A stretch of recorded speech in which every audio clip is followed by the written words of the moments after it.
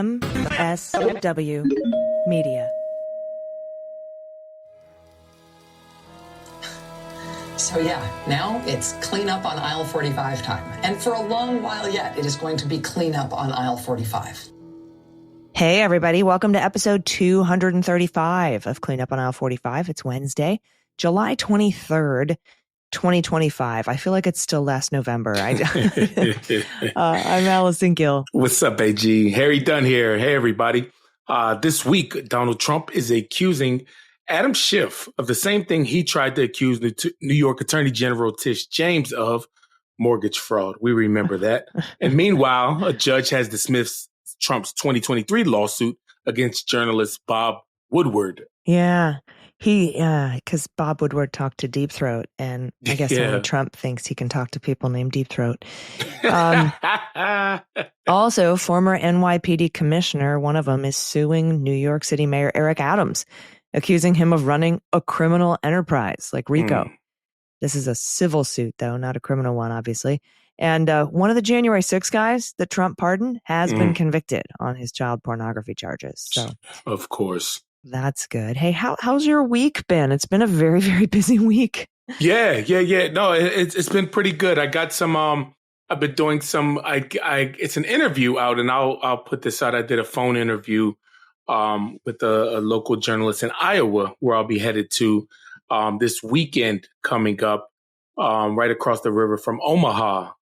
In Nebraska too. So I'm really excited to be headed over there.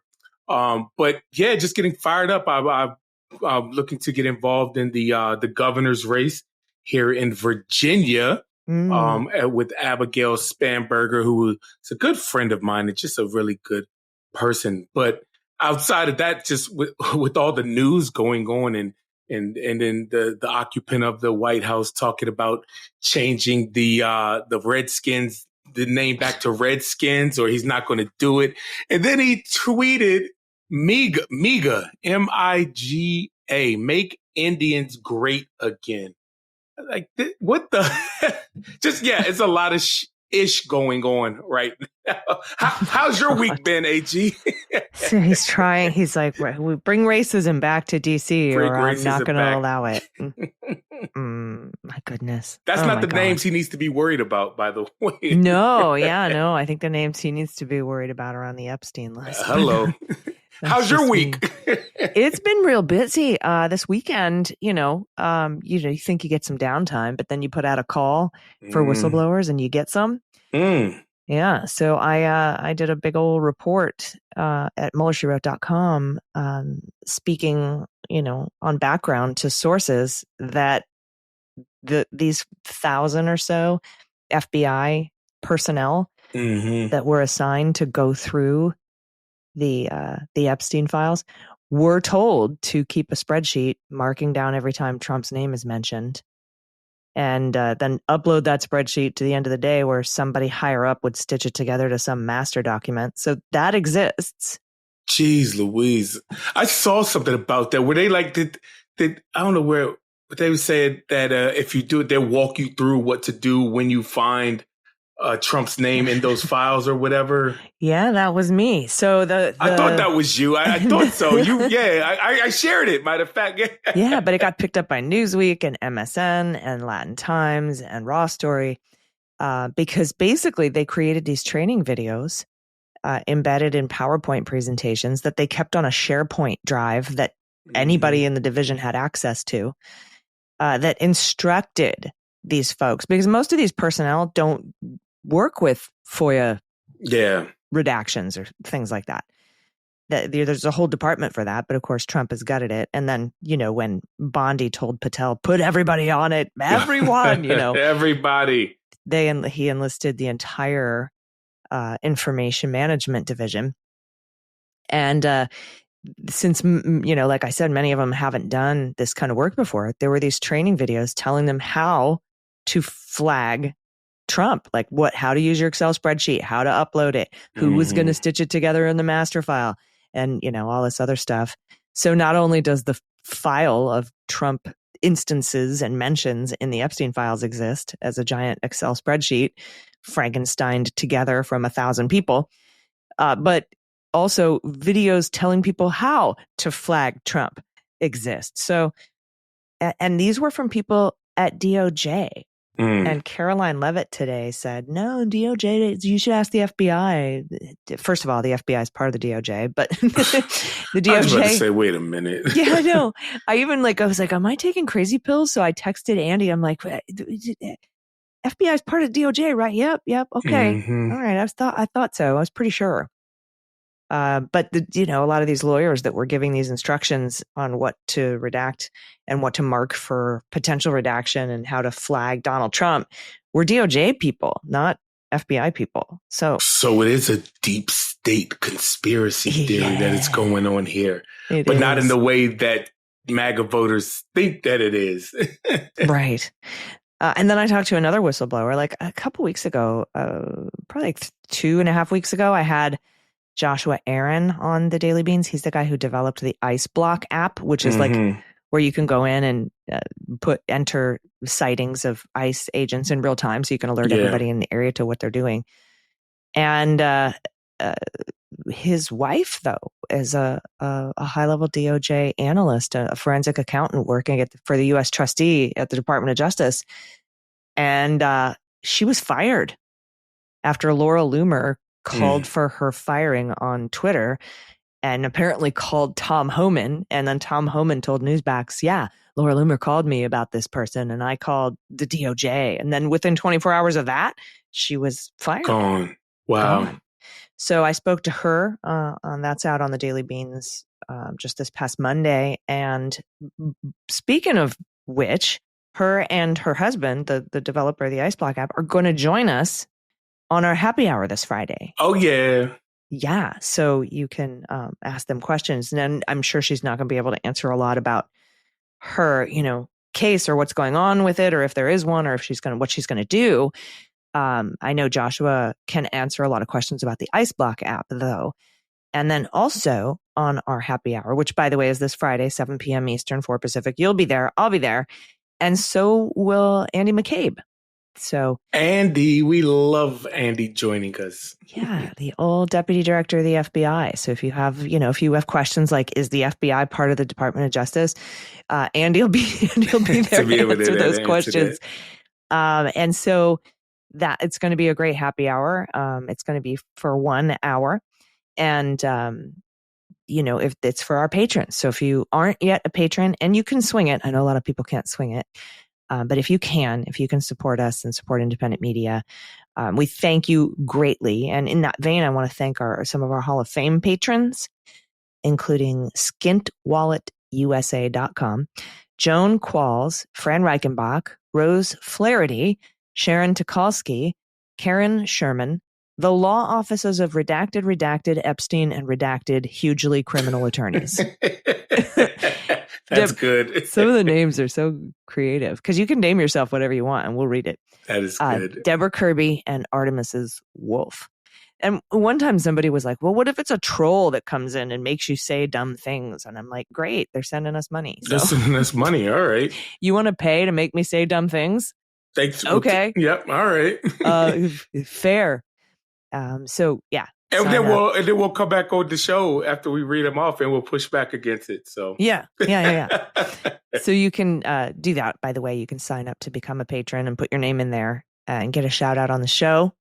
And you can do it by going to patreon.com/aisle45pod, which is AISLE 45POD. Also something I did this week. I did it on Good Trouble Day. I did it on John Lewis Day. Okay. Because that day is when Trump said, fine, I've asked Pam Bondi to release the pertinent Epstein grand jury testimony transcripts. Yeah. And so my good friend and lawyer for national security counselors, Cal McClanahan, the one who's also helping me sue Doge for a FOIA request for their emails, he's like, well, who are we to question Donald Trump and Pam Bondi if they want to release these files? So we put in a request and we'll file a lawsuit when they fail to respond to it. Because they will. Yeah. Requesting all of the Epstein grand jury transcripts. And so I dropped that request via national security counselors on behalf of MSW Media, which includes this particular podcast. Yes. And again, this is something that as you're, if you're a patron, you're helping do these little good trouble legal exercises. And let's get it. So we filed that and we did it on Good Trouble Day. So I'm excited to see where that goes. But yeah, so I had a busy weekend. I love it. Shout out to AG doing the work and also giving whistleblowers platforms and protections and voices way more than Congress seems to be doing. Oh my goodness. So. Well, I got that idea from Dick Durbin, right? Because Dick Durbin apparently had a whistleblower come to his office and say that agents were told to flag mentions of Donald Trump. And I was like, oh, if you're one of them, reach out. Yeah. I call it crowdsourcing whistleblowers. And then I just put a new one out today that if you're a current or former Treasury Department employee who worked on the suspicious activity reports for the Epstein money laundering scheme for his sex trafficking thing. That's a big one. $400 million, of which went through Deutsche Bank. Follow the money. Ain't that what they always say? Follow the money. That's what Senator Wyden from Oregon is looking at. And so that gave me that idea. So these are actually ideas coming from Democrats, our electeds, doing this good work. And so, meaning when we say giving them a platform, the Republican-led Senate or House of Representatives will never platform these people in front of a hearing. So no, right. Yeah. That's exactly so shout out to AG for doing that. Yeah. So if you're listening, Treasury employees, if you're listening, Epstein file reviewers, if you're listening, contact me via Signal. My Signal contact information is in my Blue Sky bio. So, all right. We have a lot of news today. Yeah, we do. I'm not sure why I thought that we wouldn't.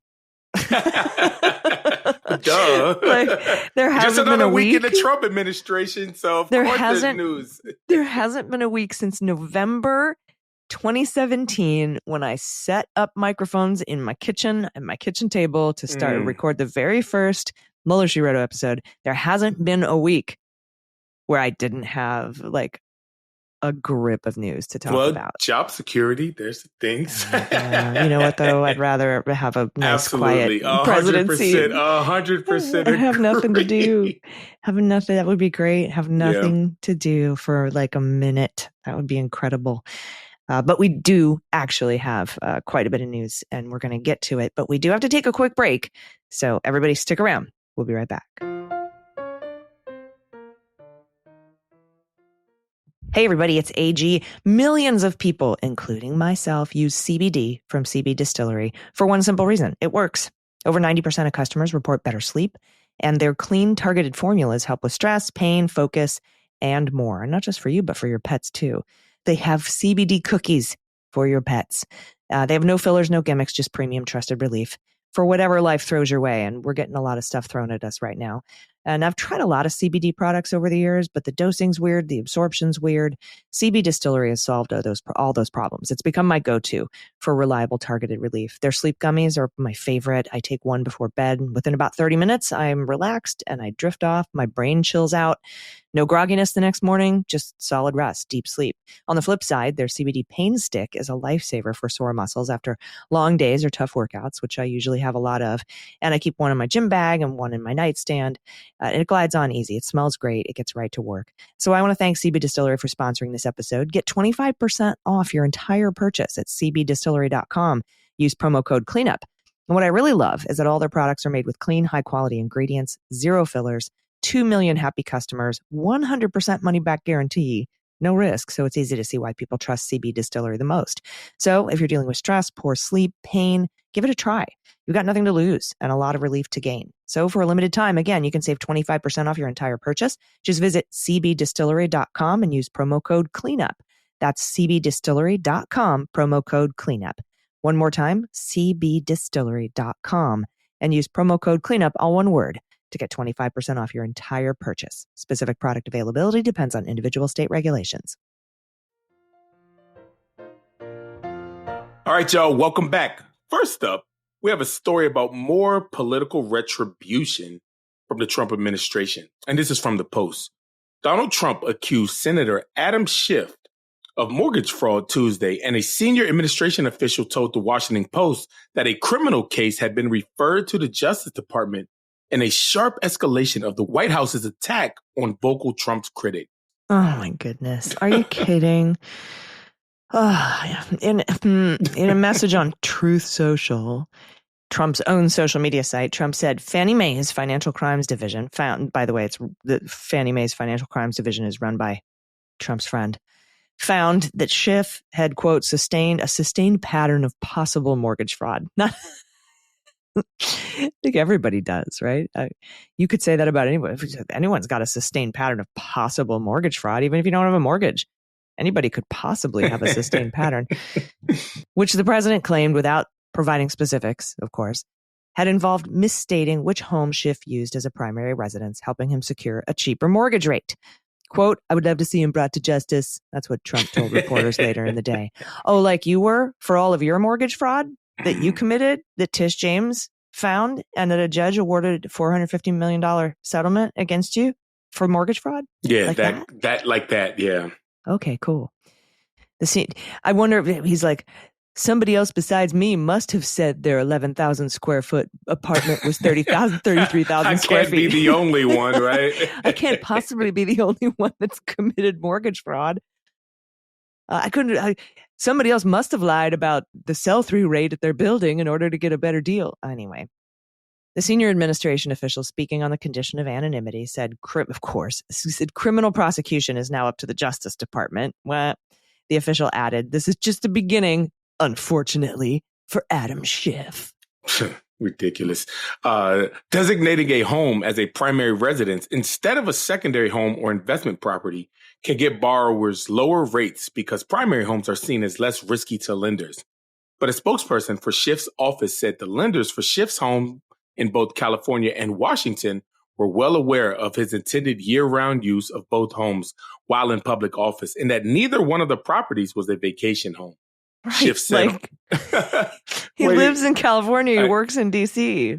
Yeah, he's not vacationing in either one of those spots. You know, he's either home or he's at work. Adam Schiff said on Twitter that this is just Donald Trump's latest attempt at political retaliation against his perceived enemies. So it's not a surprise only how weak this false allegation turns out to be. Mm-hmm. Now, mortgage fraud cases are prosecuted by the Justice Department all the time. That's what Barb McQuaid says. She's a former U.S. attorney for the Eastern District of Michigan. We love Barb. We know Barb. She's now a law professor at UMich. But she said it was suspicious and awfully coincidental that Trump critics have become targets of the administration when it comes to their home loans. She said, quote, you don't get a free pass because you're a public official, but I think they've really undermined the credibility of the department by staking out this ground seeking retribution against Trump's enemies. Now, public documents related to Schiff's mortgage and property in Montgomery County, Maryland, show that in October 2020, Schiff signed a document calling the property a second home. In some earlier documents, it had been designated as a primary residence. Now, first of all, sometimes your place shifts from a primary residence to a secondary home. Yeah. Because you aren't living there at the moment. Yeah, this ain't a problem that I have. I'm a one abode person. I am a single abode owner. I mean, the difference is a couple of points in a mortgage rate. Yeah. Which are high right now because of inflation, because of Donald Trump, because of tariffs. But whatever. I digress. Now, the reason these documents are public, by the way, Harry, is because Trump published them, which is really illegal. It violates the Privacy Act. It absolutely does. And now I wonder if Schiff has some room to sue that. But still, experts said the records couldn't tell the full story on their own, specifically citing a lack of any detail on what agreements Schiff may have had with his lender. There are also different definitions of primary residences by the county, by the lender. That can leave room for confusion and make it hard to know whether any rules were violated. Translation, it's all bullshit, AG. It's bullshit. That's all that this is. This is crazy. Yeah. And where have we seen this bullshit before, Harry? The focus on Schiff's mortgage records appears to echo similar scrutiny of New York Attorney General Letitia James, who, along with other Democratic state attorneys general, has filed multiple lawsuits against both Trump administrations. One of them, a big one, for mortgage fraud. In May, the Justice Department opened a criminal investigation into Tish James's real estate transactions. And a grand jury in the Eastern District of Virginia issued subpoenas over a mortgage application in which James attested that she intended to make a single-family home in Norfolk her primary residence. Records obtained by the Post also show that James's signature appears at the bottom of a 2-page document granting power of attorney to her niece to execute the purchases. And that was, let's see, when was that? I don't know. We covered that a couple episodes ago. It was a while ago. Ongoing, yeah. And if the grand jury issued subpoenas that far back, I'm guessing they didn't return an indictment. Yeah, so long ago. Fannie Mae, the mortgage behemoth that buys up huge quantities of loans, declined to comment. The company has been under government control since the mortgage market meltdown in 2008 and is now overseen by the Federal Housing Finance Agency. Oh, and it's not convenient for Donald. The government runs it, so. Yeah. And a confidential Fannie Mae memo shared with the Post by another Trump administration official, also on the condition of anonymity, says that Adam Schiff, quote, engaged in a sustained pattern of possible occupancy misrepresentation on 5 Fannie Mae loans. And of course, that memo was written like in May. The memo said that on May 12th, Fannie's Financial Crimes Investigation Unit received a document demand. That was great. It took me a minute to catch the dun. In Maryland, mortgage-based crimes are especially heinous. Sorry. FHFA's Inspector General, this is a document demand from FHFA's Inspector General concerning Schiff's home, included requests for loan files and other documents. That's, of course, at the behest of Donald Trump. The investigation identified occupancy misrepresentation related to the Maryland and California homes, according to the memo addressed to FHFA Director Bill Pulte of Pulte Homes, another rich oligarch. The memo also said the Burbank, California condo was listed as a primary residence. Quote, however, the 700 square foot 1-bedroom unit appears unsuitable for a family of 4. Who the fuck do you think you are, first of all? Unbelievable. I live in an 850 square foot house, and a family of 4 could live here. Mm-hmm. Unless, I guess, you're Donald Trump and you need 33,000 square feet. Yeah, I think mine's like 870, almost 9, and I have 5 bedrooms. Like, come on, man. So, a 700 square foot 1-bedroom unit appears unsuitable for a family of 4, unless he's living in the one there as his primary residence in the off season, or when he's not in Congress working and his family stays in DC in that primary residence. I mean, fuck you, just fuck off. Yeah. And we're talking like $22 a month or something. Like it's not even something difference. that is even going to make a difference. Exactly. Now this raises doubts, they said, about the true occupancy intent. Okay. By the way, the last line of this Washington Post article talk about burying the lead. The loans have been paid off. That so is the interest rate ultimate bury the lead. The loans have been paid off, by the way. Yeah, that's what the memo said. So there's no interest rate right now you pay because it there's off. no loan. Yeah. Oh, have mercy, man.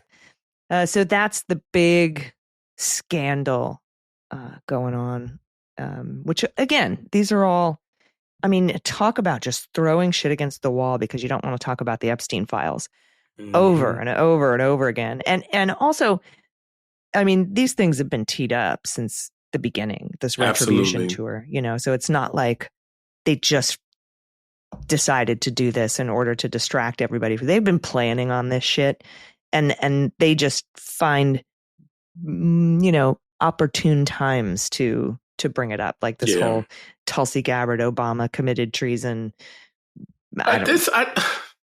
Man, I don't even give you time. What that white streak-haired? Never mind, man. Cruella DeVille. She is. Gosh, what a terrible person she is. Yeah, she gets her Dalmatians from Christy Nome so she can make her coats. Oh, no. Oh, no. I can't even watch a television show or a movie where an animal gets hurt, and now it's the government. I know.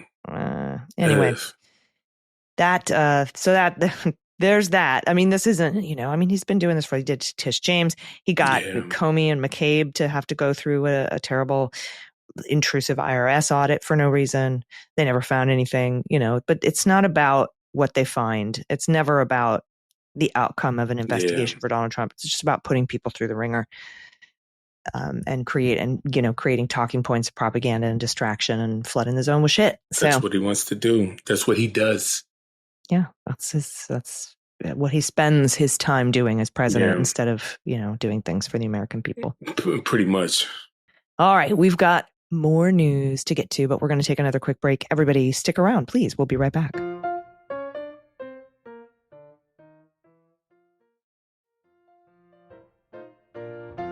Hey, everybody, welcome back. All right, more legal lawsuit news for you, also from the Post. We did cover this on the Beans, just not as in-depth, but a federal judge just this past Friday dismissed a lawsuit brought by President Trump that attempted to sue Washington Post journalist Bob Woodward for publishing interviews during his first administration in an October 2022 audiobook called The Trump Tapes. Again, I'm with you. I wish Woodward would have posted it earlier, would have published it earlier. But The Trump Tapes, this is the audiobook. Now, according to the court filing, Trump did not demonstrate that he and Woodward intended to be co-authors or that Trump had any copyright interest in his on-the-record responses during interviews with Woodward.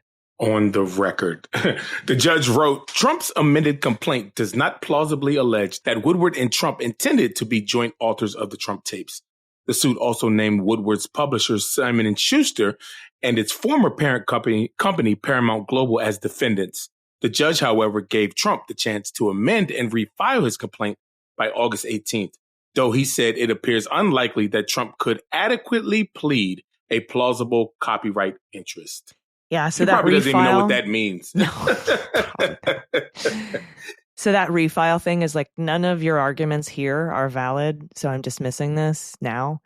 If you can think of a different valid argument, you have until August 18th to make it. That's what that means.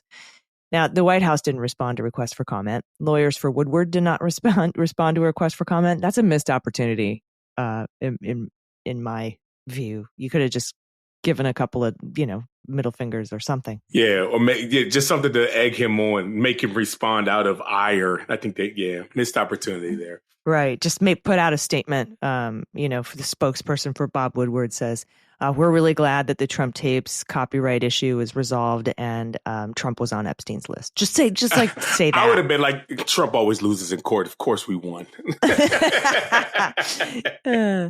Woodward, a longtime investigative journalist and lead reporter who uncovered the Watergate scandal at the Washington Post, has conducted several interviews and audio recordings with Trump during the final year of his first term. He did that. That was many years ago. The recordings were the foundation of his book Rage, which is his second book in a trilogy on the Trump presidency, published in September 2021. The print telling unveiled Trump's responses to several crises, including his impeachment trial, his efforts to downplay the severity of the deadly coronavirus pandemic, and escalating tensions with North Korea.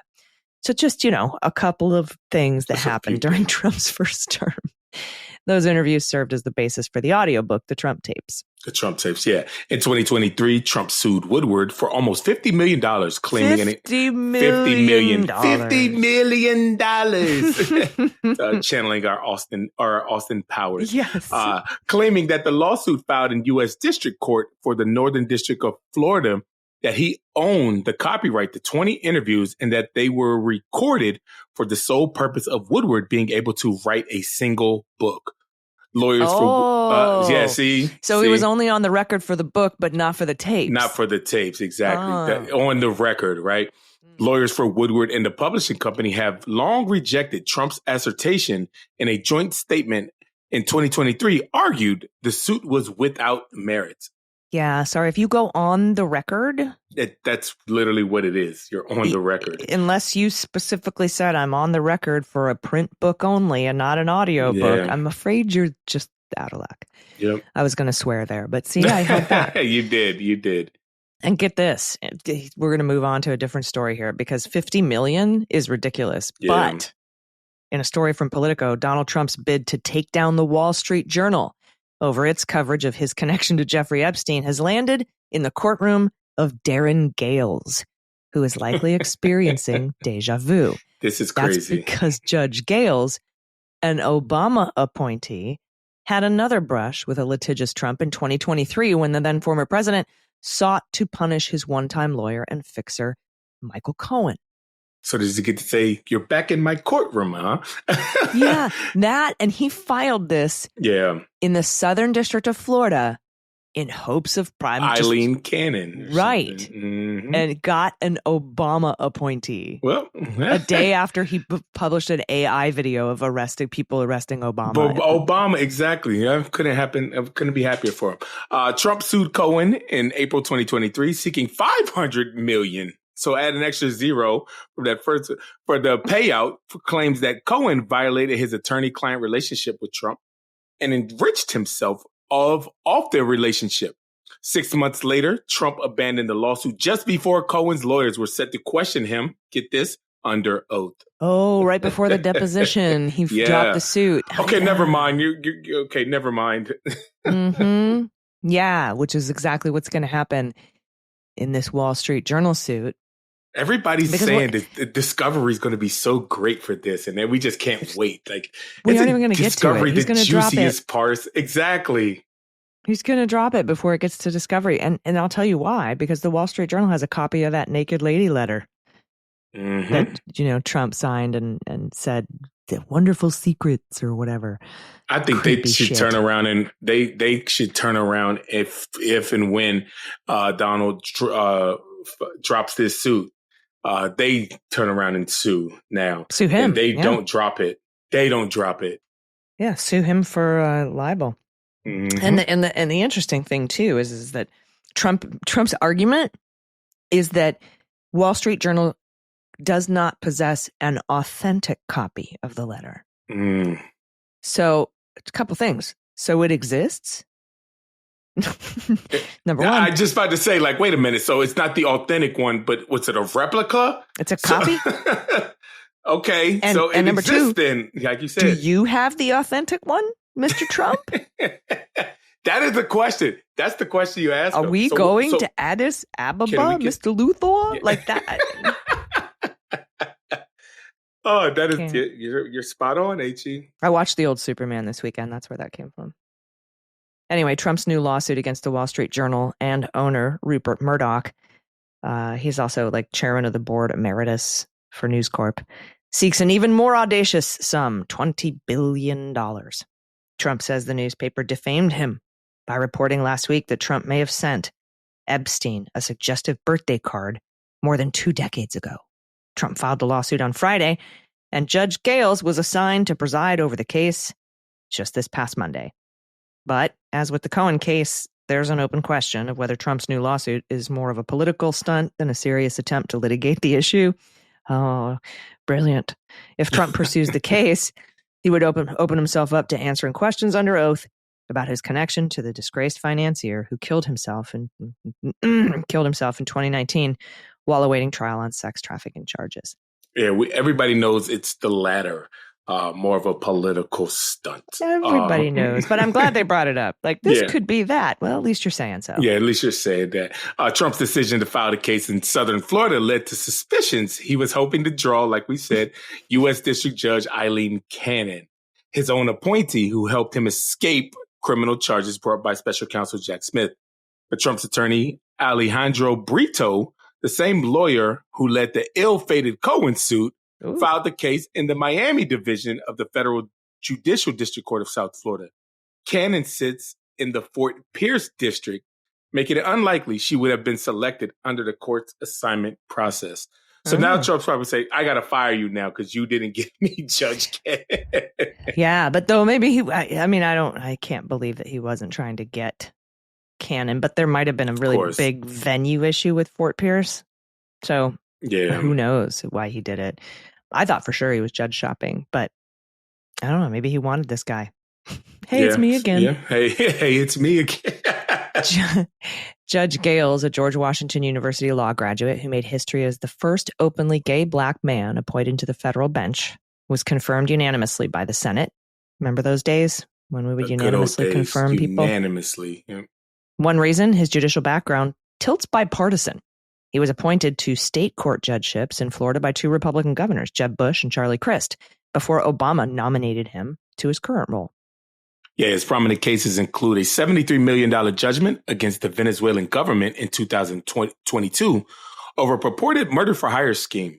Gales ordered a new trial in a $25 million fraud scheme in Florida after finding that the Justice Department had committed misconduct and then lied to him about it. And Gales notably sat with the 11th Circuit Court of Appeals on a voting rights case, writing a dissent that found evidence of discrimination behind an Alabama voter ID law. Doesn't seem bipartisan in these days. That seems woke and left to me. Woke and left. All those like solid legal decisions based on law and stuff. That's they're radical. That's the new radical liberal agenda. Now, speaking at a bar association conference in March, Judge Gales lamented the decline in public confidence in the judiciary. He gave a few reasons for that decline, including the Supreme Court's frequent reliance on the shadow docket to issue short-form emergency rulings. Interesting. He also blamed the practice of litigants strategically filing lawsuits in certain districts in hopes of drawing favorable judges. How ironic. Willing to issue nationwide injunctions, which, by the way, you can't do now because of the Supreme Court. Yeah. And he lamented expectations that judges will rule based on the president who appointed them. Interesting. Yeah, very interesting. After Obama nominated him in 2014, Gales explained his judicial philosophy and experience in a 48-page Senate Judiciary Committee questionnaire. He described presiding over hundreds of criminal trials as a state judge in Florida. Yeah, very different, by the way, than Emil Bovey's responses. Non-responses, I guess. To the Senate Judiciary Committee questionnaire. Yeah, and also, quick reminder, call your senators, tell them no whenever that vote is coming. We'll see. And did you see that Trump is calling for Thune to work through recess and get everything confirmed or something? Anyway, Trump put out, he's telling them Thune to cancel your recess and confirm my appointments or something like that. Okay. Well, we got to make sure that the parliamentarian is chill with your evil vote violating BS in the Bovey committee. Exactly. Responding to a question about his philosophy on recusal, he said that he closely follows long-established ethical procedures, but pointed out one memorable experience when a lawyer asked him to recuse himself from a case because he was Facebook friends with one of the other attorneys. After verifying that the attorney and I were Facebook friends, I granted the motion. Gales noted, I also defriended the guy. There you go. There you go. I recused and unfriended. Simple as that, you know?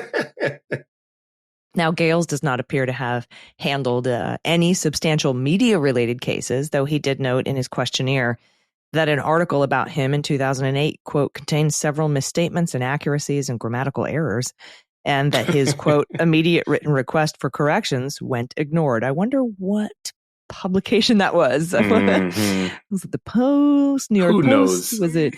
Was it Daily Mail? Was it Breitbart? You know, if it had several the Daily Beans. No, if it had several misstatements, inaccuracies, and grammatical errors, it was definitely a right-wing post. So anyway, of course, that is fun to me that he drew Judge Gales. So we'll see how this lawsuit goes. Again, I think they should put. I can't remember who I told. It might have been Wajahat Ali on his live Substack.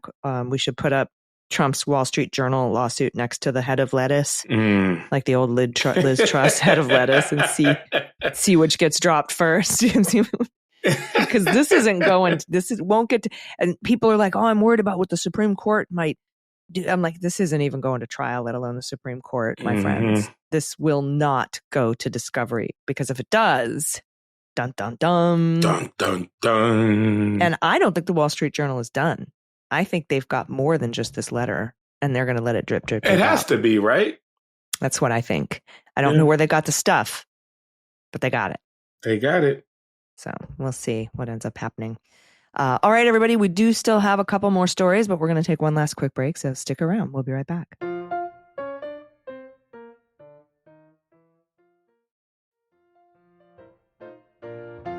Hey, everybody, welcome back. All right, no Rudy news, no Pillowman news, no Sidney Powell news. They're keeping their noses clean, huh? Yeah, or, they're just in between legal cleaning problems. up somebody's never mind. Somebody brought up, everybody's talking about the CEO and his HR lady that got caught on the Jumbotron at a Coldplay concert. And the screen at that concert for the Jumbotron is a big circle. And it reminded me of the circular mirror in the Borat movie in which Rudy Giuliani made his appearance undoing his pants. And so I really need somebody to do a mashup of Coldplay and in the circle, instead of the CEO with the HR lady, Rudy unbuckling his pants. That is hilarious. Oh my gosh, I like that. I don't know if as many people would, like 7 people would get it, and they all listen to this show. But I think it would be fun. All right, this next story we have is from ProPublica. Former New York Police Department Commissioner Thomas Donlan sued Eric Adams and other top police officials on Wednesday. This is Wednesday of last week, a week ago, accusing Adams of running the New York Police Department, as a criminal enterprise, and that the mayor used the NYPD to consolidate power, obstruct justice, and punish dissent. 251-page lawsuit. That's the length of my doctoral dissertation. Wow. Donlan said the mayor used the department's community response team, the CRT, for political gain. Quote, CRT became the enforcement arm of the defendant's political strategy. That's what the complaint says. A tool for projecting tough-on-crime optics at the actual expense of civil rights and constitutional law. It also calls the CRT a rogue unit that answered only to City Hall. Now, the suit drew extensively from recent ProPublica investigations, which detailed how Eric Adams championed the CRT despite concerns within the police department about the unit. Adams, according to former officials, was so close to the unit, he had access to a little-known live stream of CRT's body-worn camera footage. That's a detail that Donlan put in his legal complaint that came from ProPublica. In 2023, a senior NYPD official wrote a scathing internal audit after finding that CRT officers were wrongfully stopping New Yorkers and failing to document the incidents. Now, weeks later, Adams took to Instagram to boost the unit. Quote, turning out with the team, he said, showing a photo of him wearing a wide smile and khaki pants, which is the CRT's official uniform. A wide smile, too? Mm-hmm. Or just the khaki pants? Is that, what's his name from State Farm? Jake from State Farm? Jake no, from State Farm. I'm CRT. The officials wide who wrote smile. the officials who wrote that audit, the official who wrote that audit was pushed out months later. He and other top former commanders recently sued Adams, alleging favoritism and misconduct. Charges, of course, Eric Adams denies. So Donlan, who's a former FBI agent, by the way, held the job of police commissioner for only 2 months, September to November of 2024. And he lobbed his accusations against Adams as the mayor has been waging an uphill battle to keep his job. As we know, Adams was indicted last fall on federal charges of bribery, fraud, and illegally taking campaign contributions from foreigners. This isn't in the story, but he was also up to get a superseding indictment for obstructing justice and witness tampering. Now, he pled not guilty to those charges, and of course, we know he avoided trial by making a deal with Trump, who dropped the prosecution in exchange for Adams working with him on immigration enforcement. Still, he remains wildly unpopular in the city, and he's running for re-election as an independent against a very popular Democrat named Zohran Mamdani. Yeah, that's going to be interesting to see how this plays out. Yeah, and I did see this video, by the way, that Zohran Mamdani put out because he's going to Uganda to visit family. And he's like, he starts it out with like, I've millions of times people have said, go back to where you came from, go back to Uganda, go back to, and he's like, okay, I will. I'm going this weekend. And I just want everybody to know, I want the New York Post to know that here are the headlines that you can come up with. And he put up all these fucking ridiculous, hilarious. Allison, it was so funny. I saw that you reposted it. That's where I first saw that you shared all it. These the headlines that the New York Post could run. And I'm wondering, like, if he's going to get back into the country, because I know Donald Trump is talking about deporting this guy. Yeah. But he's just super charismatic. he's a great leader, and I think he's going to do super well. I hope he mops the floor with him and Cuomo. Absolutely. Two losers. All right, now this story is from KCRA in Sacramento, a Sacramento County man who benefited from the sweeping pardons by President Donald Trump for his participation in the January 6th insurrection, was convicted by a federal jury for receiving child sexual abuse material. Kyle Travis Colton, 37 years old, was found guilty of one count of receiving child pornography, according to acting U.S. Attorney Kimberly Sanchez. Court documents and evidence presented at trial revealed that a law enforcement search of Colton's home uncovered copious images and videos depicting graphic sexual abuse of young children. The material was saved on his computer desktop, and he had a number of bookmarks linking to known child pornography sites. Okay. Yeah. I don't know. Like, my browser history is very boring. It's like, how do you cook peas? Tips on brushing your cat, things like that. But if you're trying to hide something, you don't bookmark it sometimes. Yeah, but he's not a smart man. Nobody accused these people of being very smart, these insurrectionists of being smart people. Yeah. Officials said the material was downloaded between July 2022 and December 2023. Oh, so he broke the law after he insurrected. After very he smart. Insurrected. Very smart. Correct. Colton had previously pled guilty to disorderly conduct and disruptive conduct in restricted buildings or grounds in connection with his role during the insurrection. The FBI, in court documents, said that the agents reviewed CCTV from inside the Capitol, and it shows Colton refusing to leave the rotunda, as well as being present in a line of rioters who were engaging with law enforcement. The pardons were issued by Trump just days before Colton was scheduled to be sentenced in that case. In this federal case, Colton faces a maximum statutory penalty of 20 years in prison, a mandatory minimum sentence of 5 years in prison, and a $250,000 fine. And let's not forget the justice that comes to child abusers in prison. So there's that. Yeah, and I think it's important to note that when you are convicted of these kind of federal crimes, there's a mandatory minimum. Yeah. He has to serve 5 years. 5 years mandatory minimum. Yep. And of course, he was trying to get this scooped away as part of his pardon. Like, oh, it happened in 2022, but it's part of the January 6th, and so it should also go away. And the judge was like, excuse me? And in this particular case, Trump's Department of Justice was like, no. Now, they have said in other cases that unrelated crimes are subsumed into the pardon. And that's, again, we've talked about their massive inconsistencies when it comes to which extracurricular crimes count for the pardon and which don't. And to be clear, none should. Zero should. And so he's going to go away for at least 5 years. And I'm not sure, since he was pardoned, if his crimes at the Capitol count in sentencing. Like if you have a record. I wonder that because he wasn't sentenced there. Yeah. We'll see what Department of Justice writes up for the sentencing memo when it comes out, and we'll share it with you. But anyway, convicted. Bye. Convicted. So he gets to stay in prison for a while, at least 5 more years. Yep. All right. Well, hopefully is our more. show. Yeah, I know. I hope he's got a long rap sheet and gets up in the 10-year range, 15-year range. But I think child pornographers should have much harsher sentences. But I'm not on the sentencing commission, so that's me. All right, that is our show. That's the news that we have for you this week. We're going to be following a lot of different lawsuits and a lot of cases here on Cleanup on Aisle 45.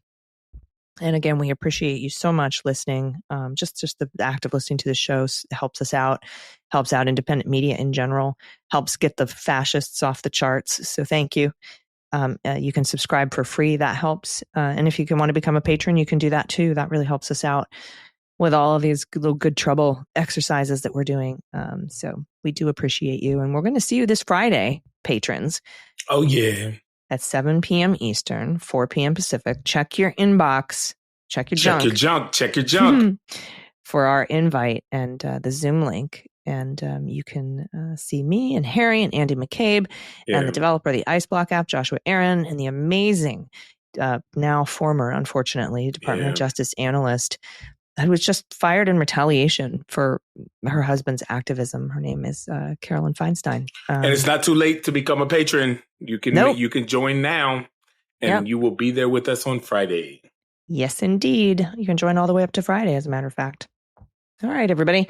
That's it. Do you have any final thoughts this week, my friend Harry? No. Good show today, AG. And keep up the good work with getting these whistleblower stories told and making it put out there in the public eye. We need to know what's going on. So cool. And with that, we will see you next week. And if you're a patron, we'll see you the bonus this weekend. Until then, everybody, please take care. I've been Allison Gill. Harry Dunn. Thanks, y'all.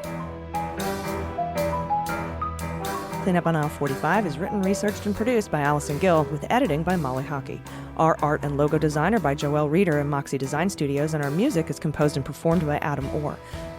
Cleanup on Aisle 45 is a proud member of the MSW Media Network, a collection of creator-owned podcasts dedicated to news, politics, and justice. For more information, visit mswmedia.com.